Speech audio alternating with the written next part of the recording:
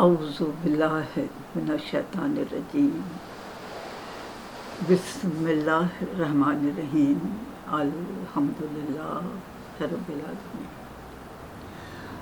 والصلاۃ والسلام علی اشرف الانبیاء والمرسلین سید الاولین والآخرین رحمۃ للعالمین شفیع المذنبین سیدنا و مولانا ابو القاسم و علی آلہ طیبین طاہرین المعصومین المظلومین۔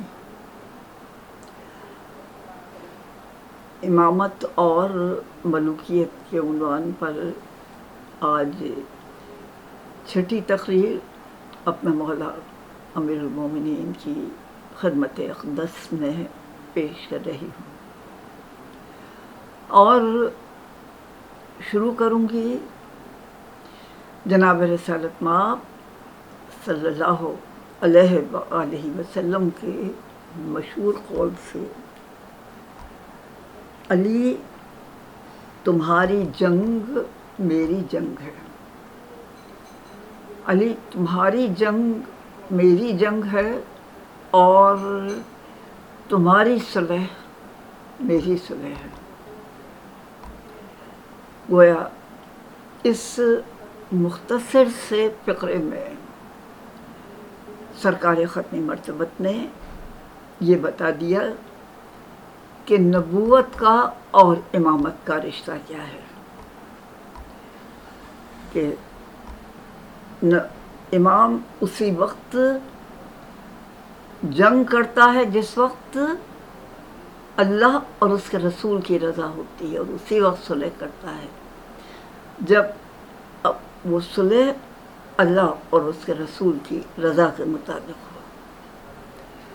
حاضرین و ناظرین، ہم گزشتہ تقاریر میں یہ جائزہ لیتے رہے ہیں کہ جناب امیر المومنین کو قبول خلافت میں کس وجہ سے ہچکچاہٹ تھی، آپ نہیں لینا چاہتے تھے اس وقت خلافت جس وقت آپ پہ تھوپ دی گئی، اور کس وجہ سے کہ سب سے بڑا المیہ آپ کو اپنے خلافت کے زمانے میں 3 بڑی جنگیں لڑنی پڑی، اور یہ کافروں سے نہیں تھی، مشرکوں سے نہیں تھی، بلکہ کلمہ پڑھنے والوں سے۔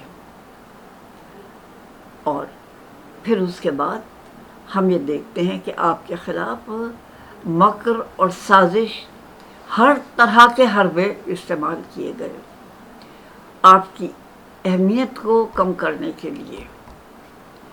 ظاہر طرح طرح کے نعرے تراشے گئے۔ اب دیکھیے، ان تمام واقعات میں ایک جو بات سب سے زیادہ تکلیف دہ ہے وہ یہ کہ اگر کسی غیر مذہب، غیر فرقے سے، غیر قوم سے لڑائی ہوتی ہے تو فریق پہچانے جاتے ہیں، جیسے جناب رسالت مآب کے زمانے میں جو جنگیں ہوئیں تو صاف پہچانا جاتا تھا کہ یہ اسلام کا گروہ ہے اور یہ کفار ہے۔ لیکن جب انہوں نے اسلام کی نقابیں پہن لیں، جب ان کی زبانوں پر کلمے آ گئے اور ان کے میزوں پر قرآن آ گئے، تو پھر ان فریقوں کا کیریکٹر عام لوگوں کے لیے، جو ظاہر ہے عام لوگ زیادہ ذہین نہیں ہوتے، ان لوگوں کے لیے پہچاننا مشکل ہو گیا، یا یہ پہچاننا مشکل ہو گیا کہ حق کیا ہے اور باطل کیا ہے۔ اب یہ کنفیوژن کی کیفیت جو تھی، یہ ظاہر ہے جناب امیر المومنین علیہ الصلوۃ والسلام کے لیے سب سے زیادہ تکلیف دہ تھی۔ مثال کے طور پر صفین کی جنگ ہو رہی ہے، اور آپ کے پاس ایک صاحب آتے ہیں جو عبداللہ بن مسعود کے ساتھیوں میں رہ چکے ہیں، اور آ کے سوال کرتے ہیں کہ ادھر بھی لوگ کلمہ پڑھ رہے ہیں، ادھر بھی لوگ کلمہ پڑھ رہے ہیں، سمجھ میں نہیں آتا کہ حق کون ہے اور باطل کون ہے۔ آپ نے اپنے سالار لشکر حضرت عمار یاسر کی طرف اشارہ کیا اور کہا ان سے پوچھ لو۔ گویا آپ پہچان کروا رہے ہیں کہ حق کیا ہے، حق کس کی طرف ہے، اور پھر حضرت عمار یاسر نے جواب دیا، دیکھو یہ شخص جو سامنے ہے عمر بن عاص، آج میں اس سے چوتھی دفعہ لڑ رہا ہوں، 3 دفعہ یہ کفار کی طرف تھا اور میں اللہ کے رسول کی طرف، اور آج بھی معاملہ کچھ ایسا ہی ہے۔ یعنی امامت کا لشکر جو ہے وہ نبوت کا لشکر ہے، اور ادھر وہی پرانے لوگ ہیں، وہی پرانے لوگ ہیں جن سے ہم کلام پاک کی تنزیل کے اوپر جنگ کرتے رہے ہیں، آج کلام پاک کی تعویل پہ جنگ کرتے رہے ہیں۔ ہاں آج ذرا پہچان مشکل ہو گئی ہے۔ تو اب یہ صورتحال جو ہے، جو ہاں حق اور باطل کنفیوز ہو جاتے ہیں، یہ ظاہر ہے کہ حق کے لیے بعض اوقات بڑی تکلیف دہ ہو جاتی ہے۔ اب اس صورتحال میں پھر اب ہم دیکھیں کہ آگے کیا صورتحال ہوتی ہے۔ اب جیسا پچھلی تقریر میں عرض کر رہی تھی کہ صفین کا معاملہ ایک حربوں کے اوپر ختم ہو گیا، یعنی ایک جیتی ہوئی جنگ سازش کے ذریعے، جھوٹ کے ذریعے، شکست میں تو نہیں لیکن ہاں ایک کنفیوژن میں تبدیل کر دی گئی۔ اب اس کے بعد پھر ہمیں دیکھتے ہیں کہ ملوکیت کی طرف سے ایک اور حربہ آزمایا گیا۔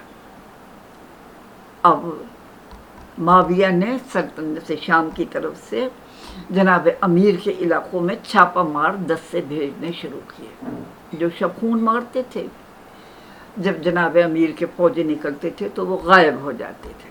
اب ظاہر ہے شبخون کی خبر نہیں ہوتی کہ کب حملہ ہوگا، کہاں حملہ ہوگا، اس لیے یہ شبخون مارنے والے یہ بڑا نقصان کر گئے۔ اور پھر جو یہ احکامات لے کے آتے تھے، ایک شخص سے بسر بن ارتا، جسے تاریخ میں جلاد کہا گیا ہے، اس نے 30,000 آدمیوں کو قتل کیا ہے۔ اب اس کے نام جو حکم نامہ حکومت شام کی طرف سے دیا گیا بڑا عجیب و غریب ہے۔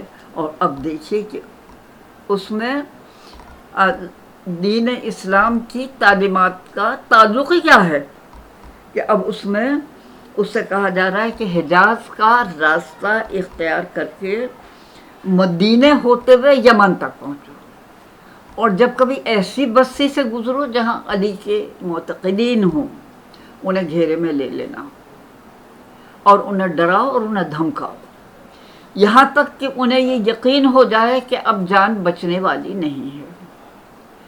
پھر ان سے بیعت کا تقاضا کرو، رک جاؤ اور بیعت کا تقاضا کرو۔ بیعت کی کس کی؟ امیر شام کی بیعت۔ اور وہ ان میں سے جو انکار کرے اسے قتل کر دو۔ اور انہوں نے کہا کہ ہماری بیعت سے جو بھی انکار کرے اسے بے دریغ قتل کر دو۔ اب یہ بتائیے یہ کون سا اسلام ہے؟ یہ کون سا اسلام ہے؟ یہ کون سا دین ہے؟ یہ کون سی نیکی ہے؟ یہ کون سی انسان دوستی ہے؟ تو ہم یہ سمجھ سکتے ہیں کہ ہر فریق اپنے کردار سے پہچانا جا رہا ہے، جس کے احکامات وہ ہیں جو کہ خدا اور اس کے رسول نے دیے، ظاہر ہے وہ حق پہ جانے والا ہے، وہ ہمارا امام ہے۔ اور جو ایسے احکام لے کے آتا ہے جیسا محض ظلم ہے، قریزی ہے، سفاکی ہے، ہم ظاہر ہے اس کے لیے کیا کہہ سکتے ہیں، اس کا اسلام سے کیا تعلق ہو سکتا ہے، علاوہ اس کے کہ ہم اس کی پہچان کریں کہ یہ ملوکیت کا گروہ ہے۔ اور ظاہر ہے کہ ملوکیت ہر طرح سے اسلام کی قدروں کو مٹانا چاہتی ہے۔ بدر و احد میں جناب رسالت مآب کی جان لینے کی ترکیبیں ہوئی، اور پھر اس کے بعد اب یہ جو حربہ ہے یہ بہت ہی تکلیف دہ ہے کہ اب ایسا کرو کہ اسلام کی نقابیں اوڑھ لو اور لوگوں کو یہ ظاہر کرو کہ ہم بھی کلمہ پڑھنے والے ہیں، تاکہ لوگ اصلی اسلام کو اور نقلی اسلام کو نہ پہچان سکیں، لوگ اصلی اسلام کو اور ملوکیت کی اسلام کو نہ پہچان سکیں۔ اور یہ کنفیوژن کی صورتحال جو ہے یہ دین اسلام کے لیے سب سے زیادہ نقصان دہ ثابت ہوگی۔ پھر اسی طرح اور بھی چھاپہ مار ہیں، اور بھی سفاک لوگ ہیں جنہیں जनाब अमीरुल मोमिनीन अलैहिस्सलातु वस्सलाम के इलाके में छापे मारने के लिए भेजा गया। ज़हाक बिन कैस हैं और भी ज़ाहिरी के मुख्तलिफ नाम हमें तारीख़ में मिलते हैं, जिन्हें इसी किस्म के इसी के हममानी अहकामात देकर और जनाब अमीरुल मोमिनीन अलैहिस्सलातु वस्सलाम के इलाक़ों में छापे मारने के लिए, तबाही और बर्बादी फैलाने के लिए भेजा गया। अच्छा, अब इनकी जो ज़बानें हैं वो काबिल गौर हैं कि जैसे बुसर बिन अरता मदीने के अंसार के पास पहुंचता है और मदीने के अंसार को इस तरह मुखातिब कर रहा है, ए गिरोह यहूद और ग़ुलामों की औलाद, खुदा की कसम तुम्हें इतनी अज़ियतें दूंगा कि मोमिनीन के कलेजे ठंडे हो जाएंगे। अब अंसार मदीना से किस बात की, क्यों इतनी नफ़रत और सप्पाकी का इजहार हो रहा है? इसलिए कि यही तो वो तबका है जिनकी मदद से दीन इस्लाम अपने पैरों पर खड़ा हुआ था। तो हम ये देखते हैं कि ये जो नकली इस्लाम था या जो सरकारी इस्लाम था, इनके दो हरीफ हैं। सबसे पहले अहले बैत अताहार है, इमामत, और फिर दूसरा नंबर अंसार का आता है। और तारीख़ में हम अगर मोहलत मिली तो मैं बताऊंगी कि अंसार के साथ कितनी सफाकी का सलूक हुआ है। अब यहाँ पर अजीब गरीब ज़ाहिर है, आप इसकी कि इतनी अजियतें दूंगा मोमिनीन के कलेजे ठंडे हो। अरे कौन मोमिनीन है जिनके कलेजे ठंडे हो गए?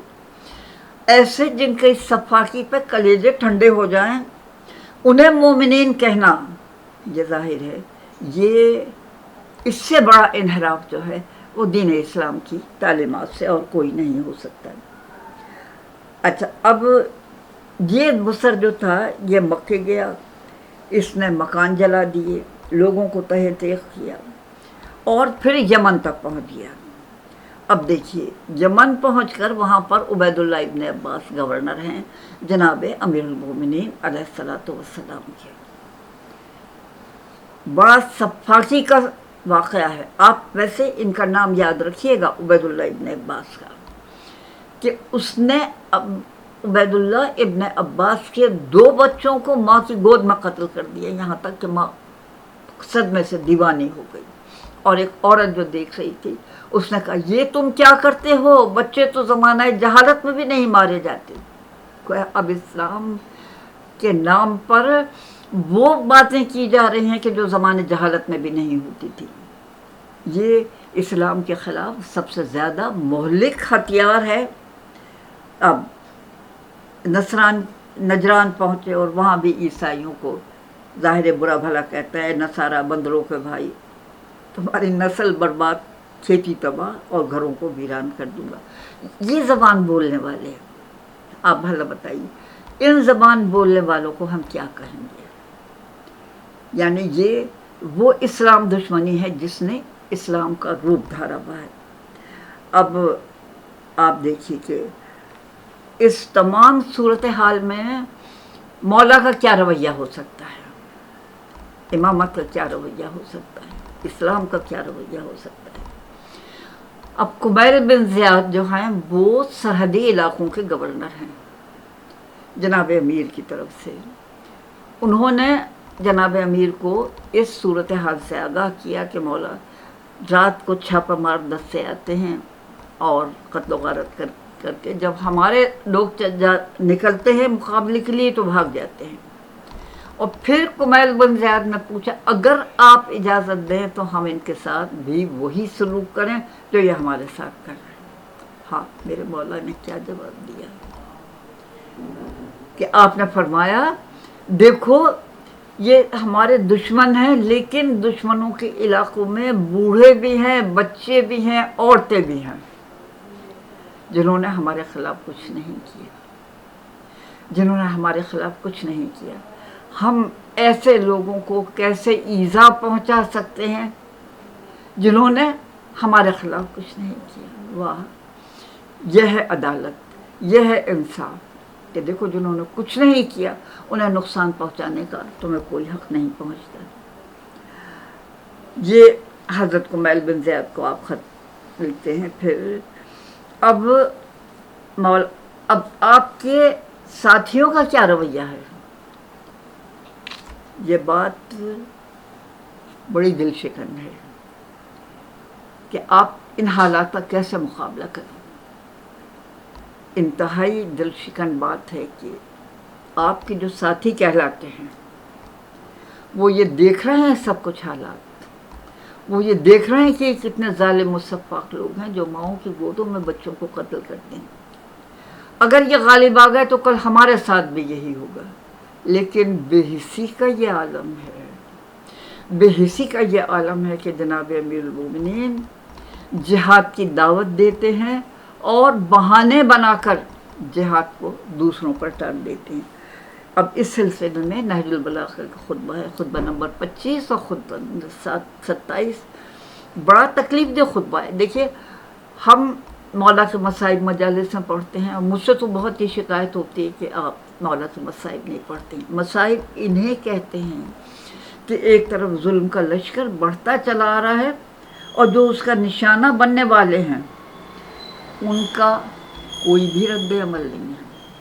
اب آپ بسر بن ارتا کے قاتلانہ حملے کے بعد آپ نے فرمایا مجھے معلوم ہوا ہے کہ بسر یمن پہنچ گیا ہے. بخدا مجھے اندیشہ ہے کہ یہ لوگ تمہاری باقی املاک پر بھی قابض ہو جائیں گے، اس لیے کہ یہ لوگ باطل پر متحد ہیں، تم حق پر ہوتے ہوئے اور پراگندہ ہو. تم امام برحق کی نافرمانی کرتے ہو، یہ امام باطل کی پیروی کرتے ہیں، یہ اپنے سردار کی امانت کا حق ادا کرتے ہیں، تم اپنے سردار سے خیانت کرتے ہیں. خدا نے جنہیں ایسا سردار کیا اس کے ساتھ تمہارا یہ سلوک ہے. وہ اپنے شہروں میں امن و امان برقرار رکھتے ہیں، تم فتنہ و فساد پھیلاتے ہو. میں اگر تم میں سے کسی کو ایک لکڑی کے پیالے کا امین بنا دوں تو ڈرتا ہوں کہ اس کا دستہ غائب نہ کر دوں. ہائے، یہ جناب امیر المومنین کی فوج کا عالم ہے کہ اس کا مقابلہ کرنے کو تیار نہیں. اور پھر اس کے بعد سفیان بن عوف جو ایک اور دہشت گرد ہے، اس کے حملے کے بعد مولا فرماتے ہیں تم مدافعت کو، جہاد کو ایک دوسرے پر ٹالتے رہے یہاں تک کہ تم پر چھاپے مارے گئے اور تمہارے ملک پر دوسروں کا قبضہ ہو گیا. حاضرین اور ناظرین، یہ ہیں مصائب، یہ ہیں رونے کے قابل باتیں. اور پھر آپ نے کہا کہ یہ واقعہ سن کر اگر کوئی مرد غم سے ہلاک ہو جائے تو تعجب کی بات نہیں. کس قدر حیرت و تعجب کا مقام ہے. بخدا میرا دل بیٹھنے لگتا ہے. ہم زخم سر کا ہی ماتم کرتے رہتے ہیں. ارے مولا کے دل پہ تو سوچیے کیا گزر رہی ہے کہ میرا دل بیٹھنے لگتا ہے اور سینہ غم سے لبریز ہو جاتا ہے. تم نے میرے دل کو ناسور بنا دیا ہے، تم نے میرے دل کو زخمی کر دیا ہے. ہر ہر سانس میں مجھے غم و اندوہ کے گھونٹ پلائے. ہاں، مولا کی ظاہر قلب کی کیفیت دیکھیے، کیا فرما رہے تم نے میرے قلب کو ناسور بنا دیا ہے، میرے قلب کو لہو لہو کر دیا. اور اس طرح سے آپ اپنے ساتھیوں کی بددلی سے اس قدر غمزدہ ہیں کہ آپ کے لیے زخم سر کی تو کوئی حیثیت ہی نہیں تھی. اس کے لیے تو آپ نے فرمایا تھا فضو برب کعبہ، رب کعبہ کی قسم میں کامیاب ہو گیا.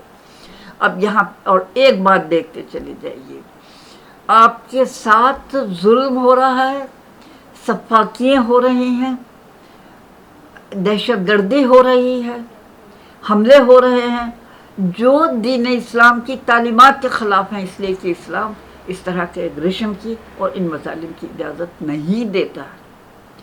اور آپ کا کیا رد عمل؟ جیسا آپ نے کمیل بن زیاد کے خط میں لکھا، آپ نے کہا اس طرف عورتیں، بچے اور بوڑھے بھی تو ہیں جنہوں نے ہمارے خلاف کچھ نہیں کیا.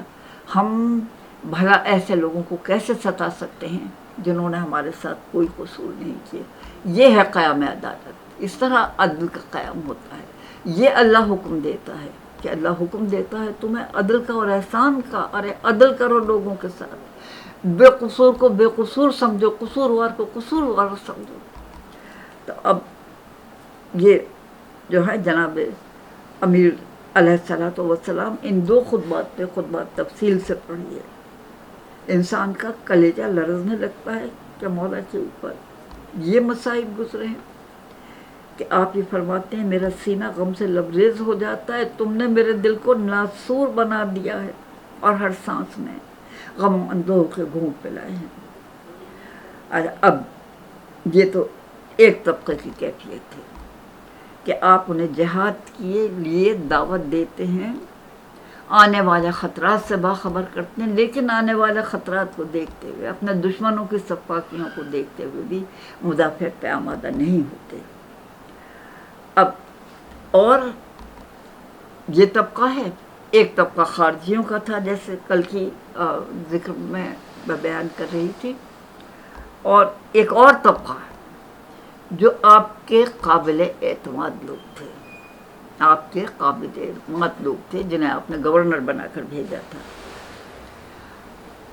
ظاہر ہے امام عادل ہیں، عدل کو قائم کرنے والے ہیں، تو آپ نے انہی کو گورنر بنایا ہوگا جن کی عدل پہ اور جن کی امانت داری پہ اعتماد ہوگا۔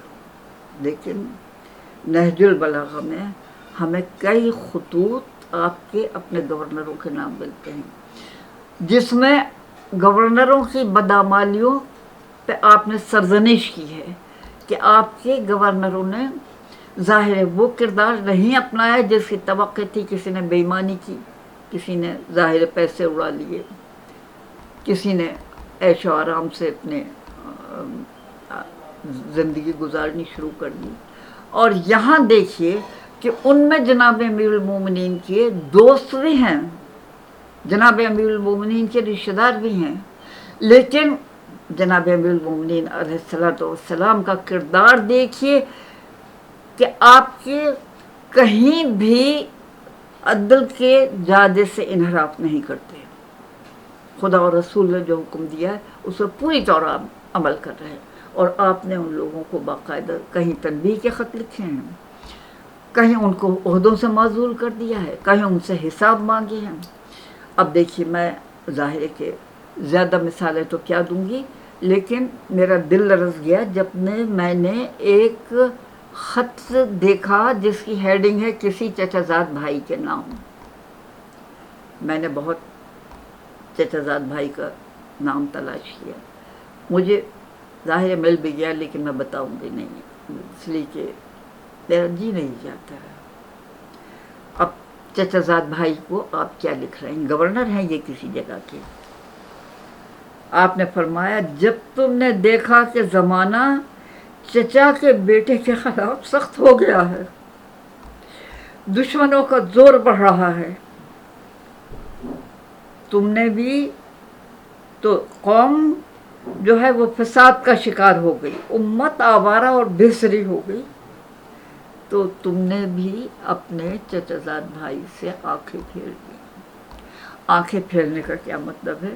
کہ تم نے وہ حرکتیں کی جو ہماری مرضی کے مطابق نہیں تھیں، تم نے وہ حرکتیں کی جو دین اسلام کی تعلیمات کے مطابق نہیں تھیں۔ اور پھر وہ کیا حرکتیں تھیں؟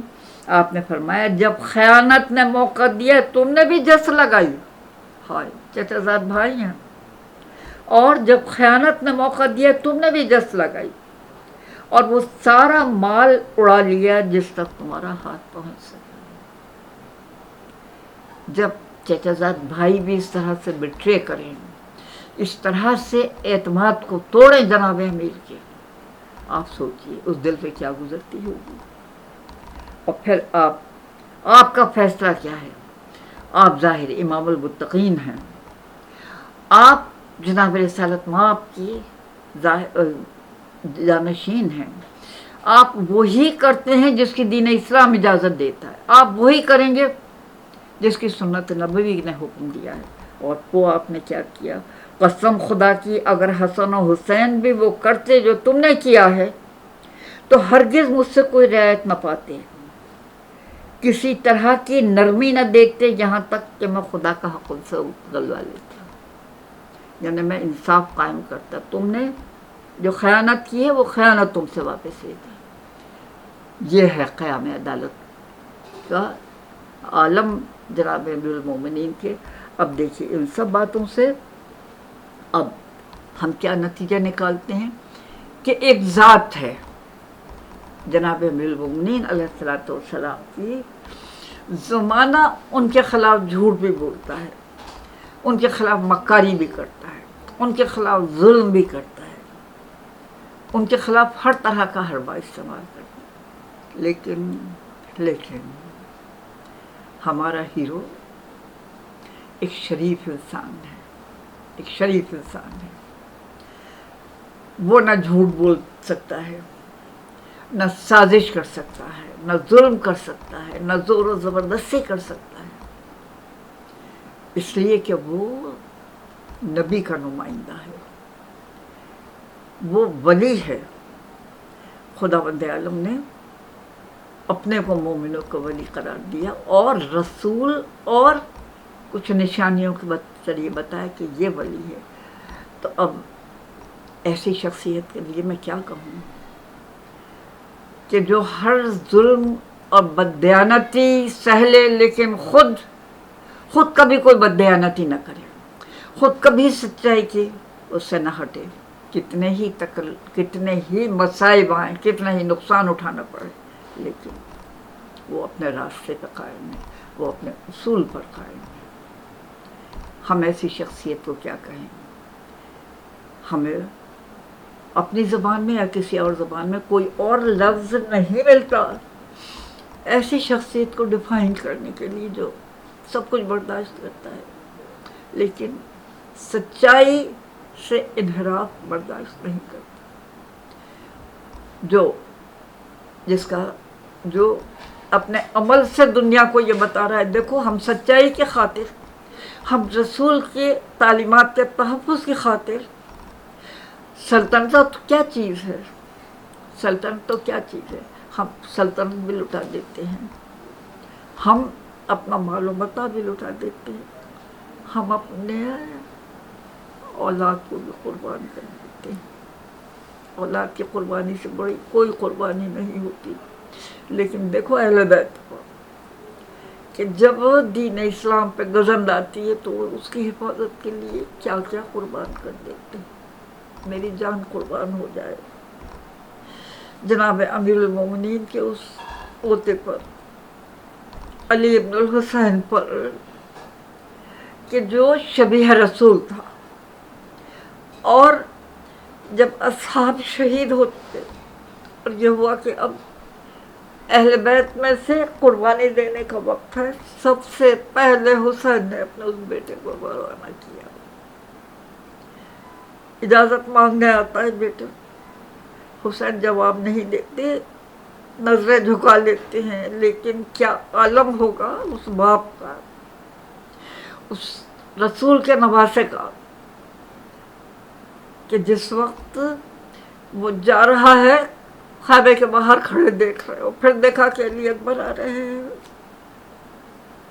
سوچا کچھ علی اکبر کوئی خوشخبری لے کر آ رہے ہیں، اور علی اکبر آن کے کر بابا مجھے گرمی نے اور ہتھیاروں کی اس نے مجھے ہلاک کر دیا ہے بابا، تھوڑا سا پانی مل جاتا پھر دیکھتے کیسی جنگ ہوتی، اور باپ کہتے ہیں علی اکبر ہمارے منہ میں زبان دے، علی اکبر زبان دیتے ہیں اور پھر باہر نکال لیتے ہیں اور کہتے ہیں بابا آپ کی زبان پر تو مجھ سے زیادہ کانٹے پڑے،